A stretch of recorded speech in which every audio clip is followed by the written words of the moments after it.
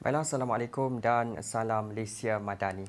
Untuk makluman semua, Malaysia telah pun mengeluarkan amaran hujan berterusan tingkat waspada melibatkan sebahagian kawasan di Tawau, Sandakan, Pantai Barat dan juga Kudat di Sabah.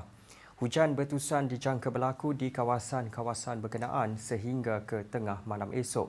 Oleh demikian, dinasihatkan kepada penduduk di kawasan yang terlibat agar sentiasa waspada serta peka dan cakna dengan keadaan cuaca semasa. Baiklah, kita beralih pula dengan melihat kepada carta angin semasa. Dapat diperhatikan ketika ini, angin masih lagi bertiup dari timur laut menuju ke semenanjung Malaysia dengan kelajuan yang agak kencang melebihi 40 km sejam. Oleh demikian, Met Malaysia telah pun mengeluarkan amaran angin kencang dan laut bergelombang tingkat pertama, kedua dan juga ketiga melibatkan kawasan-kawasan yang berwarna berkenaan. Keadaan ini akan berkuat kuasa sehingga 15 Mac nanti. Oleh yang demikian, keadaan ini adalah amat berbahaya untuk aktiviti menangkap ikan, bot-bot kecil dan perkapalan serta aktiviti pantai dan sukan laut. Baiklah, kita beralih pula dengan melihat kepada tinjauan cuaca semasa pada pagi ini. Dapat diperhatikan ketika ini keadaan cuaca di hampir kesemua negeri di semenanjung Malaysia berada dalam keadaan baik dan tiada hujan, dan kami jangkakan keadaan ini boleh berlanjutan sehingga ke lewat pagi nanti.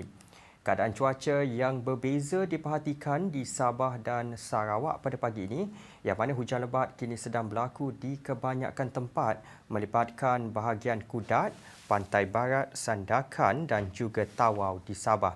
Hujan lebat juga sedang berlaku melibatkan bahagian Kapit dan juga Kuching di Sarawak, yang mana kami jangkakan keadaan hujan ini akan beransur pulih menjelang lewat pagi nanti. Manakala hujan yang sedang berlaku melibatkan bahagian-bahagian di Sabah ketika ini dijangka boleh berlanjutan dalam tempoh masa yang agak lama lagi.